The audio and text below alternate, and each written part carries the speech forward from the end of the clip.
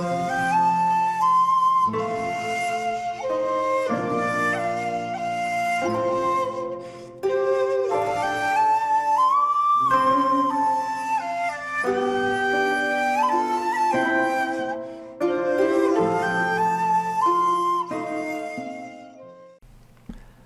there, this is Solitary from Solitary Films, and welcome to our Backlog Cleared video.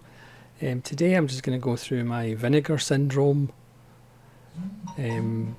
collection that I have cleared the backlog of, which doesn't really make grammatical sense, but never mind. I don't have that many Vinegar Syndrome. This is a relatively recent thing that I've picked some up. Again, I blame regular collaborator Chris Mohan for this. Obviously Vinegar Syndrome, I could never be a subscriber just because a lot of the stuff just doesn't interest me that much, but there's some odd titles, as you'll see. So I'm going to go through some of the partner labels that I have and I've watched that aren't Canny and Fun City and Canadian International, so kind of random ones that I'm not really going to collect too many of. So the first one is from Altered Innocence, but this was actually released through Radiance. I did a random review of it. It's Arabato. This is from Spain. This is a strange little film about filmmaking and reality and drug use, but again, if you want to watch the review, you can find it on the channel. So that's Altered Innocence. This is the only Yellow Veil title I have. This is How to Be Loved by Wojciech J. Haas, who did the Saragossa manuscript and the other one, which are both available in Yellow Veil with these colourful slipcovers. This is a more realistic film. It's about an actress who goes from Warsaw to Paris and reflects on the time that she hid an actor from the Nazis. It's black and white, it's more based in reality than the Saragossa manuscript and the Hourglass Sanatorium, that's what it is. It's another very good film. That's Yellow Veil, which is the only Yellow Veil. That's number 13 for those keeping score at home. Next is a title from Subculture, and this is Out of Order. This is actually a 4K randomly that I picked up fairly cheaply for a 4K. This is a nice little German film, strangely enough, about people trapped in a lift, and they try and get out. It's not a long film, which is probably a good thing. It's only 83 minutes, doesn't need to be any longer. There's nice extras, there's a Blu-ray disc as well. It's an interesting little film, and again, that's from Subculture, so that's the only Subculture title I've got. I do have two Gunpowder and Sky. So this is number 9, which is Villains, which is an okay little film with Bill Skarsgård, who seems to be in everything these days, and Micah Monroe, who was in It Follows. Always entertaining Jeffrey Donovan and Kyra Sedgwick. Has two thieves, young couples, two thieves, who break into this house that seems to be still living in the 50s, and they find a little girl chained up in the basement. It probably goes where you think it goes. It's a fun little film, but not that much more than that. And then the other Gunpowder in Sky is number 11, which is Eat Brains Love. Again, with these Vinegar Syndrome partner labels, you do get nice slip covers if you like that kind of thing. And again, this is a fun little zombie film. It just seems like we're never going to end the zombie film cycle and the zombie comedy. Again, I wonder if George A. Romero ever thought that when he did Night of the Living Dead in 1968, what he's birthed. There doesn't seem to be any way it's ever going to stop. But again, it's a nice little 3-star film. And then finally, Factory 25. Again, I did a random review of this. White Reindeer. You can check that out on the channel. This is probably the best out of that pile of films. About a young woman at Christmas who gets caught up in certain adventures. But it's well worth checking out. So that's the kind of random partner labels I have. So I'm still not 100% sure in all these Vinegar Syndrome branches. We've got VSA, which I think is VS Archive, Vinegar Syndrome Archive. This is number 37, and this is An Eternal Combat.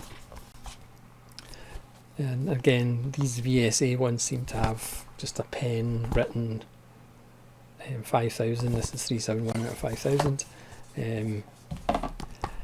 This is a lot of fun. This is from 1991, and it's basically about a demon hunter who accidentally gets transferred through a hole in the time-space continuum to modern day. It's a lot of fun. Ching Ying Lam, Anthony Wong makes an appearance, of course, as he was prone to do. Lots of familiar faces, and it's just a lot of fun. I would highly recommend it. That's An Eternal Combat. And then VSA 18 is Tiger Claws, the trilogy. Cynthia Rothrock. Yes, I have been on a Cynthia Rothrock kick, if you'll pardon the pun, recently. It's back to the old VHS days. This is 2007 out of 5,000. This is an interesting trilogy. It is funny how she was the only Western woman to star, to headline a Hong Kong film. Then she came back to America, and strangely enough, there always had to be a man assisting her, and he ended up being like the lead, even though we were all there to watch Cynthia Rothrock kick arse. And very much like Marlene Dietrich, all her male leads are basically planks as far as acting is concerned. This one has a poster, and the 3 films are in 2 discs. 2 out of the 3 starred the wonderful Bolo Yeung, who at the time was like 53 and 58 when he made the first 2 films, even though he doesn't look that. So the first one is about a serial killer who's killing off martial artists. And Cynthia Rothrock's partnered with Jalal Merli, who's a martial artist and obviously with limited acting ability, but he produced all the films, so he has to be the star. And these films are fun when Rothrock's on, but a lot of them she disappears for chunks while the male lead, who's the person we didn't want to see, takes up most of the screen time. The second one is quite bizarre as well. Bolo Yeung's released from prison, but he's kind of learned his lesson, so he's in a different arc, and it turns into a kind of Enter the Dragon, but with spooky mysticism. And then the third one, Bolo Yeung's not in it due to set problems and contract problems, and Rothrock's not in it for 90% of the film, which is quite annoying. But it's more of the lead guy, Jalal Merli. This is obviously one of those cases where somebody who has the money makes these vanity projects but forgets why we're actually watching the films. It's for Cynthia Rothrock, not him. But the first two are well worth a watch because they're highly entertaining. The third one, not so much, because the people that we actually want to see aren't in it for either at all in the case of Bolo Young, or for large chunks of it in the case of Cynthia Rothrock, which seems to be a huge mistake, but there you go. So that's Tiger Claws, the trilogy, one of the greatest trilogies of the early 90s, starring Cynthia Rothrock.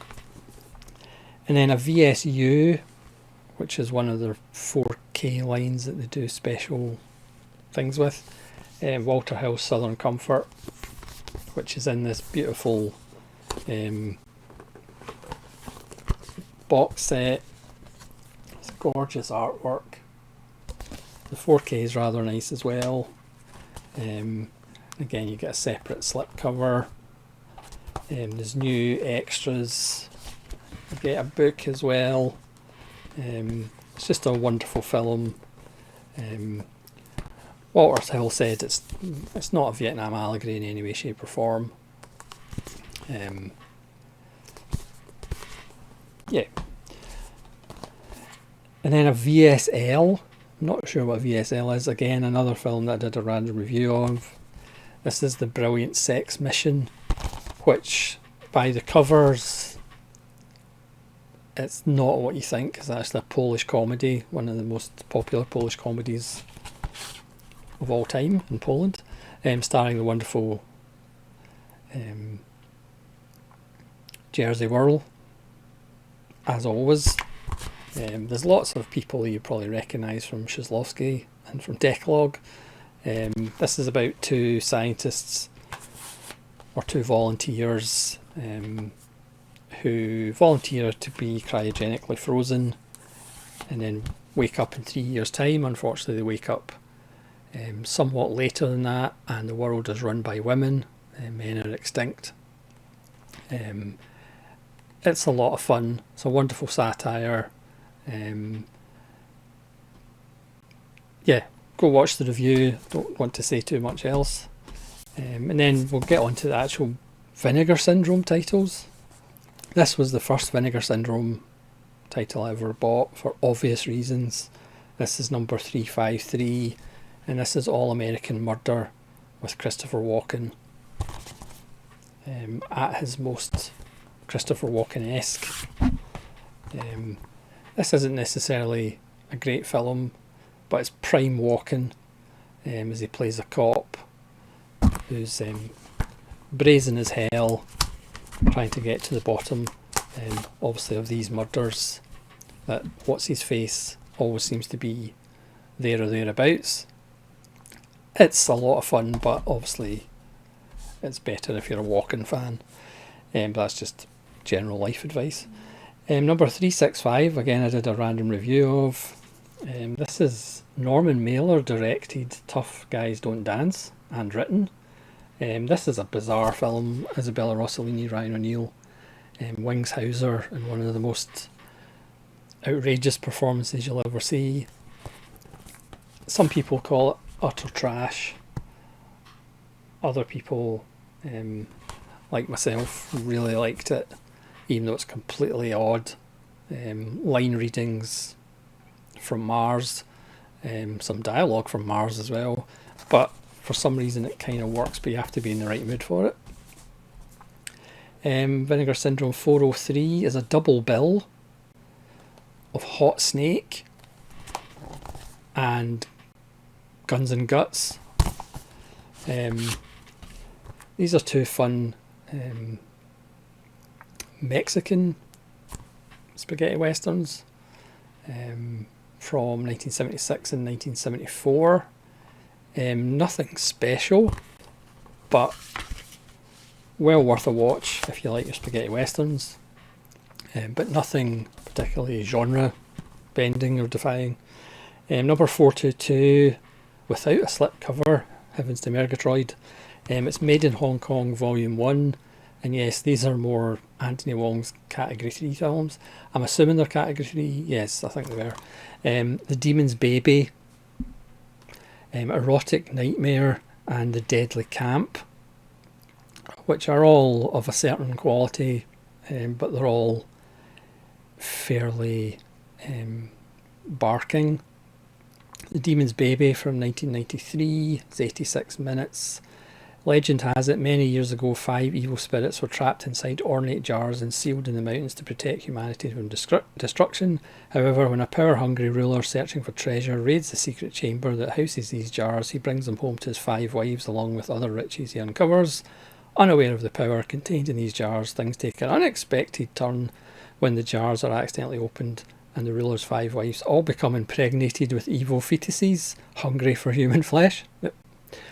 Erotic Nightmare, which is slightly dodgy, 1999. Sexually frustrated due to his wife's medical condition, Yep, Anthony Wong, finds himself preoccupied with dreaming about erotic encounters with beautiful women. Thanks to a chance encounter, Yep meets a modern-day sorcerer who promises to give him erotic dreams beyond his wildest imagination. Yep can't help but take up the man's intriguing proposition, and at first is very satisfied with the arrangement. However, Yep soon discovers that these dreams come true with a price, and he must find a way to free himself of the sorcerer's spell before it's too late. And The Deadly Camp is lots of kids go to an island and get murdicated. Lots of fun. Number 427, a set that I did a video on. This is Mexican Gothic, 3 films of Carlos Enrique Toabada. Again, you can check out my video on the channel because these were all really good, especially Rapina, about 2 guys who get involved in a plane crash and basically raiding the bodies for all their valuables, and then the consequences of that. I mean, it's an absolutely wonderful film, but the other 2, which I should have said, Darker Than Night and Poison for the Fairies. Poison for the Fairies has one of the greatest child actor performances. Would make a wonderful double bill with Damien from The Omen. The little blonde girl is quite terrifying. Number 434 is Villages of the Damned, 3 horrors from Spain. Again, this is I would say it's a wonderful set. Well, 2 out of 3 are wonderful. Yeah,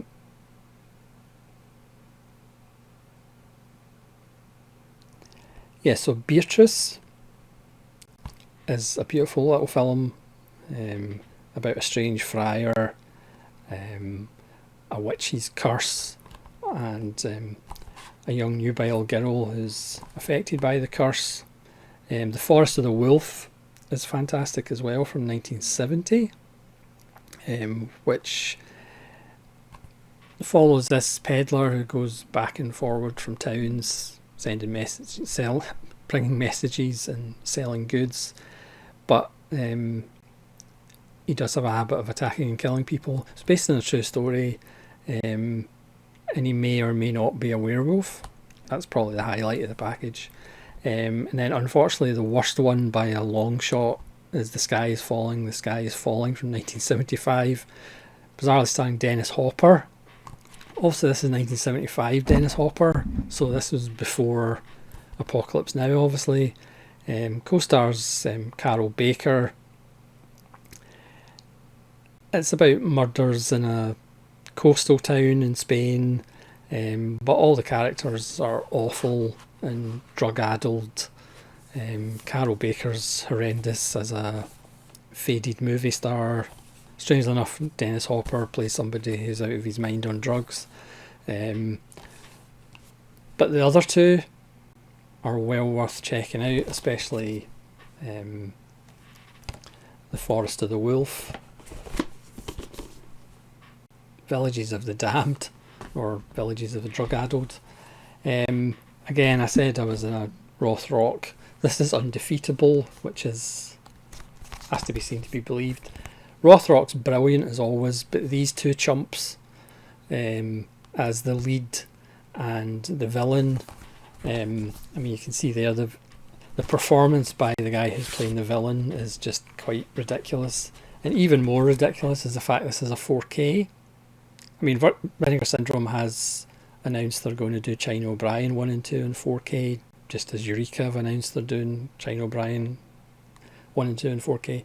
I mean, this is one of those hilariously bad films, but it's not Rothrock's fault. She's wonderful, but the two guys are just awful. Strange enough, the hero guy, I think, was only in like 2 films or 3 films.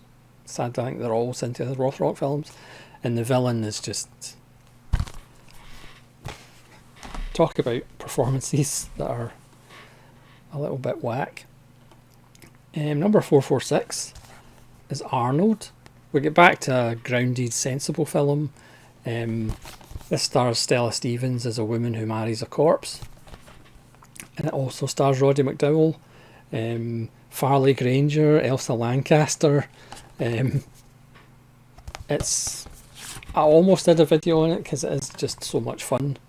There you go, Arnold is dead and a newlywed. Turns into an inheritance film and a murder mystery. But it's just a lot of fun. And we just don't see enough of Stella Stevens in big parts. That's Arnold. The next two are ones that I just kind of had to get. I was forced to. This is 454 and this is the 4K of Existenz by Cronenberg. Which I think as time goes by will get more and more respect, because as usual with Cronenberg, he's ahead of his time all the time, and it takes some people a while to catch up with him. The 4K looks really nice, and you get the Blu-ray as well. I mean, it's Cronenberg also, he's most playful, because he has a go at, you know, preview audiences, he has a go at method acting.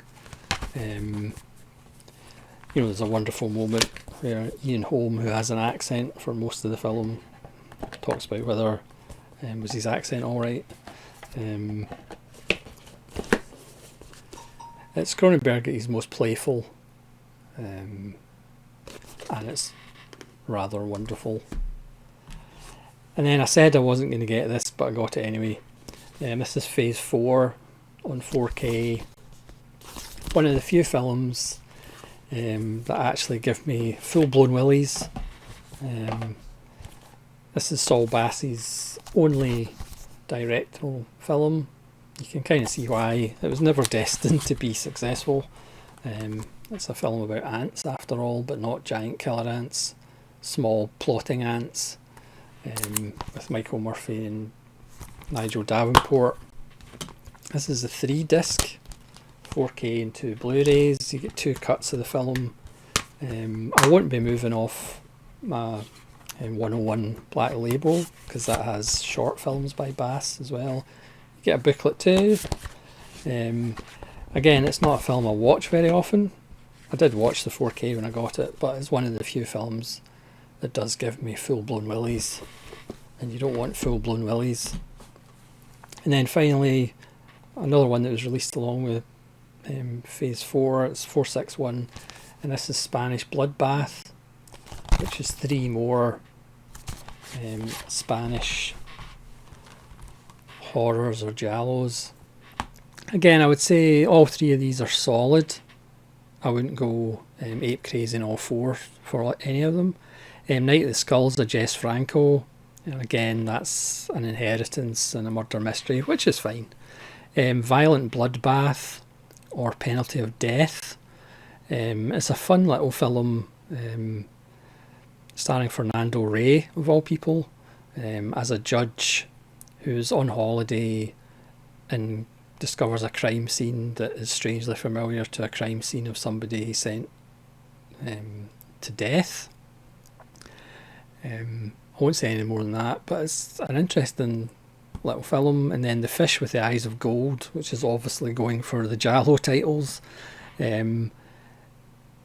features somebody who looks a lot like Whitesnake and Deep Purple singer David Coverdale. So if you just think it's David Coverdale, it makes the film a lot more fun. It was on the seaside town, and he wakes up after bedding a local beauty and she's been murdered. I mean, it's happened to all of us. And then the investigation, and there's more killings and red herrings, pardon the pun with the fish. You get a ton of extras with interviews, with people involved, actors and sons of directors and festival planners. I would say they're all solid. I wouldn't really tell you to rush out and buy them, but they're certainly worth a look if you are into kind of Giallo and the Spanish version of Gialli. So that's, as I said, I don't have that many. I mean, I might get the odd one now and again, depending on what's released. But my focus is still very much the partner labels of Canny, CIP, and Fun City and Deaf Crocodile, obviously.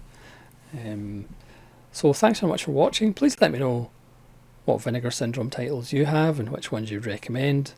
And hopefully you'll join me again for more videos. This is Solitary Ronin from Solitary Ronin Films, saying farewell.